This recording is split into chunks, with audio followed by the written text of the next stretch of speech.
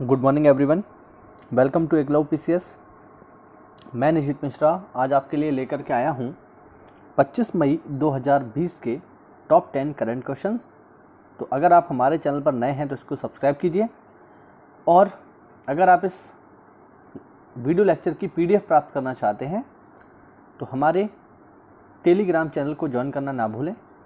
Telegram application में जाकर के एकलव पीसीएस को सर्च कीजिए और वहाँ हमारे चैनल को ज्वाइन कर लीजिए। वहाँ ये पीडीएफ आपको पर डे फ्री में मिल जाती है। तो चलिए बिना किसी देरी के शुरू करते हैं। यहाँ पर क्वेश्चन नंबर 1 क्वेश्चन नंबर 1 है, एक डाटा के अनुसार अप्रैल 2020 में भारत में क्रूड ऑयल के आयात में कितने फीसदी की गिरावट दर्ज की गई। ठीक है, अप्रैल 2020 में भारत में क्रूड ऑयल के आयात में कितने फीसदी की गिरावट दर्ज की गई है। ऑप्शन 11%, 12.4%, 14.4% या 17%।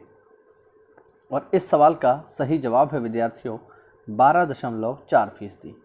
अप्रैल 2020 में भारत में क्रूड ऑयल के इंपोर्ट पर, ठीक है, इंपोर्ट में 12.4% की कमी दर्ज की गई है। कारण क्या है इस कमी का? तो बहुत ही आसान सा कारण है। कोरोना संकट के दौरान सारे के सारे पब्लिक ट्रांसपोर्ट, चाहे वो रेल हो, चाहे वो बस हो, चाहे हवाई जहाज हो, सब के सब बंद पड़े हुए हैं।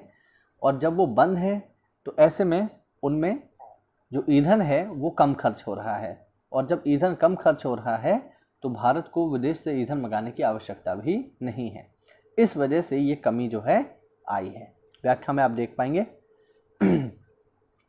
पेट्रोलियम प्लानिंग एंड एनालिसिस की वेबसाइट के डाटा के अनुसार अप्रैल 2020 में भारत में क्रूड ऑयल के आयात में 12.4% की गिरावट दर्ज की गई है। यह गिरावट जून 2019 के बाद क्रूड आयात में 10 महीने की सबसे बड़ी गिरावट है।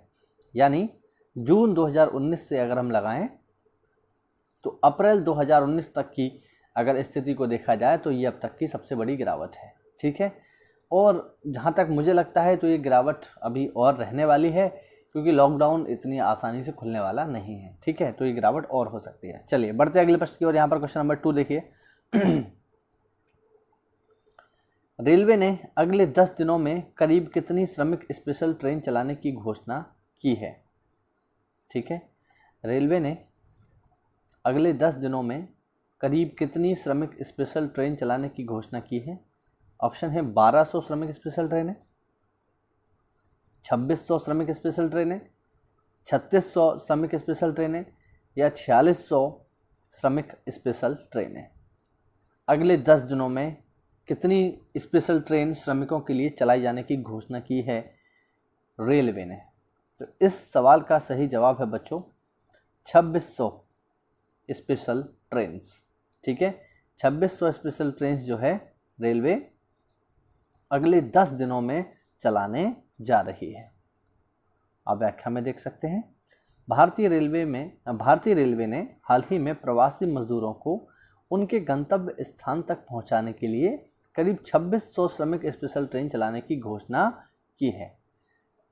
साथ ही सभी यात्रियों को मुफ्त भोजन और पीने का पानी भी उपलब्ध करवाया जाएगा। ठीक है, आपको याद होगा तो अभी कुछ दिन पहले ही रेलवे ने घोषणा की थी कि हम 200 नई ट्रेनें चलाने जा रहे हैं, श्रमिक स्पेशल, लेबर स्पेशल होंगी वो, है ना।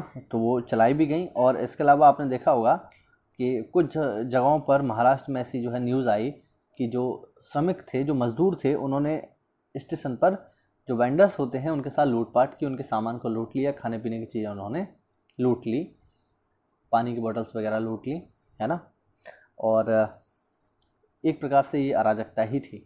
तो इसी स्थिति को ध्यान में रखते हुए रेलवे ने कहा है कि वह अपने सभी यात्रियों को जो भी उन ट्रेन में होंगे उनको भोजन भी कराएगी और पीने का पानी भी देगी, जिससे लूटपाट की स्थिति उत्पन्न ना हो। चलिए बढ़ते अगले प्रश्न की ओर। यहाँ पर अमेरिका की इक्विटी फर्म KKR ने भारत की किस फर्म में 1.5 अरब डॉलर का निवेश करने का ऐलान किया है। अमेरिका की इक्विटी फर्म KKR ने भारत की किस फर्म में 1.5 अरब डॉलर करने का ऐलान किया है? किस कंपनी में ये 1.5 अरब डॉलर इन्वेस्ट करने जा रहे हैं? ऑप्शन है रिलायंस जियो, भारती एयरटेल, टाटा या अशोक लीलैंड। इस सवाल का सही जवाब है बच्चों रिलायंस जियो। आप देख सकते हैं व्याख्या में, मुकेश अंबानी की रिलायंस जियो हाल ही में अमेरिका के इक्विटी फर्म KKR ने 1.5 अरब डॉलर का निवेश करने का ऐलान किया है। इस कंपनी ने जियो में 2.32% की हिस्सेदारी खरीदने की घोषणा की है। ठीक है, आप देख रहे होंगे कि रिलायंस जियो जो है काफ़ी बड़ी मात्रा में डिसइन्वेस्टमेंट कर रही है ना, अपने शेयरों को जारी करके शेयरों को बेच रही है और काफ़ी बड़ी मात्रा में रुपया जो है इकट्ठा कर रही है ना। हमने पिछले के करंट अफेयर में भी इनकी चर्चा की है। चलिए आगे देखते हैं क्वेश्चन नंबर 4। भारत के किस आयोग ने हाल ही में विदेशों में अपने द्वारा बनवाए गए फेस मास्क को बेचने की योजना बनाई है? भारत के किस आयोग ने हाल ही में विदेशों में अपने द्वारा बनाए गए फेस मास्क को बेचने की योजना बनाई है? ऑप्शन है नीति आयोग, योजना आयोग, खादी एवं ग्राम उद्योग आयोग या निर्वाचन आयोग। तो ये सवाल तो है कॉमन सेंस पर आधारित है ना, तो कॉमन सेंस आप लगाओगे तो इसका जवाब आप दे पाओगे। तो इस सवाल का सही जवाब क्या है? खादी एवं ग्राम उद्योग आयोग। इसने ये घोषणा की है कि हम जो भी मास्क बना रहे हैं उनको विदेशों में भी बेचेंगे। आप देख सकते हैं भारत के खादी एवं ग्रामोद्योग आयोग ने हाल ही में विदेशों में अपने द्वारा बनाए गए खादी, सूती और रेशमी फेस मास्क बेचने की योजना बनाई है। आयोग के इस फैसले के बाद विभिन्न बाजारों में बहुत लोकप्रिय खादी के मास्क लॉन्च होंगे। चलिए बढ़ते हैं अगले प्रश्न की ओर। क्वेश्चन नंबर 5 देखें, निम्न में से किस सीनेट ने चीन की कंपनियों को स्टॉक एक्सचेंज हटाने का बिल पास किया है? काफ़ी महत्वपूर्ण घटना है ये विद्यार्थियों, आपको पता होना चाहिए। किस सीनेट ने चीन की कंपनियों को स्टॉक एक्सचेंज से हटाने का बिल पास किया है? ऑप्शन जापान, ब्रिटेन, अमेरिका या ऑस्ट्रेलिया। इस सवाल का सही जवाब है बच्चों अमेरिका। अमेरिका की जो सीनेट है, जो संसद उसे हम कहते हैं कांग्रेस, तो कांग्रेस ने ये बिल पास कर दिया है कि हमारे स्टॉक एक्सचेंज में, हमारे शेयर बाज़ार में जितनी भी चाइनीज़ कंपनियां हैं उनको हटा दिया जाएगा। कारण? तो कारण इसका बहुत ही आसान है, कोरोना। ठीक है, अभी आपने अमेरिका के राष्ट्रपति डोनाल्ड ट्रंप के तेवर देखे ही होंगे चाइना को लेकर वो काफ़ी अग्रेसिव हैं, काफ़ी आक्रामक हैं और उन्होंने कई बार मंच से इस बात की घोषणा की है कि ये वायरस कोरोना नहीं है, ये चाइनीज़ वायरस है, ये वुहान वायरस है ना। तो ऐसे में यहाँ पर उन्होंने ये बिल पास किया है अमेरिका ने कि हमारे स्टॉक एक्सचेंज में जितनी भी चाइनीज़ कंपनियां हैं उनको हटा दिया जाए। इसके दूरगामी प्रभाव होंगे जिन्हें हम आगे देखेंगे। चलिए बढ़ते हैं अगले क्वेश्चन पर। क्वेश्चन नंबर 6 देखिए, निम्न में से किस मंत्रालय ने घातक रक्षा निर्माण को बढ़ावा देने के लिए 26 वस्तुओं की खरीद को मंजूरी दे दी है? ठीक है, किस मंत्रालय ने घातक रक्षा निर्माण को बढ़ावा देने के लिए 26 वस्तुओं की खरीद को मंजूरी दे दी है? ऑप्शन खेल मंत्रालय, योजना मंत्रालय, रेल मंत्रालय या रक्षा मंत्रालय। और इस सवाल का सही जवाब है रक्षा मंत्रालय। आप देख सकते हैं भारत के रक्षा मंत्रालय ने हाल ही में घातक रक्षा निर्माण को बढ़ावा देने के लिए 127 में से 26 रक्षा वस्तुओं को खरीदने की अनुमति दे दी है। मेक इन इंडिया के तहत जारी अधिसूचना के अनुसार भारत की सशस्त्र सेनाएं आने वाले 5 वर्ष में 130 अरब डॉलर के हथियारों की खरीद करेंगी। चलिए बढ़ते हैं अगले प्रश्न की ओर। आगे देखें क्वेश्चन नंबर 7, भारत के किस आईआईटी के अनुसंधानकर्ताओं ने अल्जाइमर रोग की वजह से यादाश्त को रोकने या कम करने वाले नए तरीके को विकसित किया है? मस्तिष्क से जुड़ा हुआ एक रोग होता है विद्यार्थियों, जो है अल्जाइमर। अल्जाइमर को हम सामान्य भाषा में कहते हैं भूल जाने की बीमारी। जब व्यक्ति अपनी वृद्धावस्था में पहुंच जाता है तो सामान्यतः अल्जाइमर से पीड़ित हो जाता है। और अल्जाइमर रोग से पीड़ित जो व्यक्ति है वो चीज़ों को बहुत जल्दी भूलने लगता है ना। अपने आस पड़ोसियों को, अपने परिवारीजनों को, या उसने जो भी चीज़ें कर रखी हैं उन सबको भूलने की एक प्रवृत्ति विकसित हो जाती है इसमें। तो ये है अल्जाइमर रोग। तो अल्जाइमर रोग की वजह से याददाश्त को कम करने वाले जो तरीके हैं, मतलब याददाश्त कम ना हो ऐसे तरीके किस आईआईटी ने विकसित कर लिए हैं? Option IIT Delhi, IIT Mumbai, IIT Guwahati, IIT Chennai. तो अल्जाइमर रोग की वजह से याददाश्त को बचाने वाले जो तरीके हैं ये विकसित किए हैं आईआईटी गुवाहाटी ने।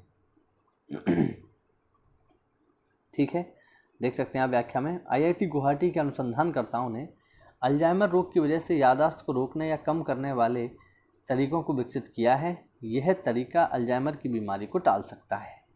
चलिए बढ़ते अगले प्रश्न की ओर। यहाँ पर भारतीय अर्थशास्त्री आभास के झा को किसने दक्षिण एशिया में जलवायु परिवर्तन पर महत्वपूर्ण स्थिति के लिए नियुक्त किया है? प्रश्न है, भारतीय अर्थशास्त्री आभास के झा को किसने दक्षिण एशिया में जलवायु परिवर्तन पर महत्वपूर्ण स्थिति के लिए नियुक्त किया है? ऑप्शन यूनेस्को, विश्व बैंक, केंद्र सरकार या संयुक्त राष्ट्र। और इस सवाल का सही जवाब है विद्यार्थियों विश्व बैंक। वर्ल्ड बैंक ने भारतीय अर्थशास्त्री आभास के झा को दक्षिण एशिया में जलवायु परिवर्तन पर महत्वपूर्ण स्थिति के लिए नियुक्त किया है। आप देख सकते हैं, भारतीय अर्थशास्त्री आभास के झा को हाल ही में दक्षिण एशिया में आपदा प्रबंधन और जलवायु परिवर्तन महत्वपूर्ण स्थिति के लिए नियुक्त किया गया है। बैंक उनकी क्षमता का उपयोग जलवायु परिवर्तन और आपदा जोखिम प्रबंधन के लिए करेगा। ठीक है, तो विश्व बैंक ने नियुक्त किया है आभास के झा को दक्षिण एशिया में आपदा प्रबंधन तथा जलवायु परिवर्तन के लिए। आगे देखें question number 9। Mobile broadband speed के मामले में भारत पाकिस्तान और नेपाल से भी नीचे खिसककर कौन से स्थान पर पहुंच गया है? ठीक है, मोबाइल ब्रॉडबैंड स्पीड, इसका मतलब ये है कि आपके मोबाइल में जब आप इंटरनेट इस्तेमाल करते हैं तो औसत स्पीड कितनी आती है, ये है सवाल। ठीक है भाई, इंटरनेट तो इस्तेमाल सब लोग कर ही रहे हैं, तो जब आप इंटरनेट का इस्तेमाल करते हैं तो एवरेज स्पीड जो कितनी आती है या एक सामान्य स्पीड कितनी रहती है, इसको हम यहाँ से मापते हैं। तो यदि हम देखें कि मोबाइल ब्रॉडबैंड स्पीड के मामले में भारत का स्थान विश्व में, तो भैया वर्तमान में इसका स्थान है 132वां। ठीक है, ब्रॉडबैंड स्पीड के मामले में भारत का स्थान 132वां है और ये रैंक पाकिस्तान और नेपाल से भी नीचे है। यानी पाकिस्तान और नेपाल इंटरनेट स्पीड के मामले में हमसे ऊपर हैं। चलिए व्याख्या में देख सकते हैं आप, ऊकला स्पीड टेस्ट की एक रिपोर्ट के अनुसार मोबाइल ब्रॉडबैंड स्पीड के मामले में भारत पाकिस्तान और नेपाल से भी नीचे खिसककर 132वें स्थान पर पहुंच गया है। इस लिस्ट में 88.01 Mbps की सबसे अधिक स्पीड के साथ दक्षिण कोरिया पहले स्थान पर है। ये महत्वपूर्ण है।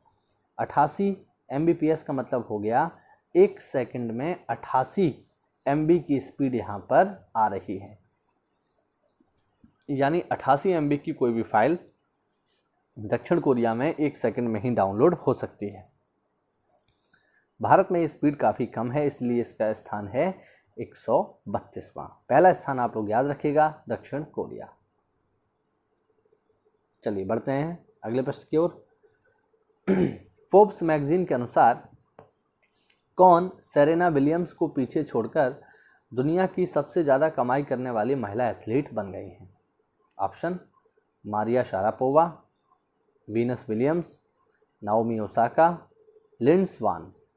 तो फोर्ब्स मैगजीन के अनुसार सेरेना विलियम्स को पीछे छोड़कर दुनिया की सबसे अधिक कमाई करने वाली महिला एथलीट कौन है? इन्होंने सेरेना विलियम्स को पीछे छोड़ दिया है। और इस सवाल का सही जवाब है विद्यार्थियों नाओमी ओसाका।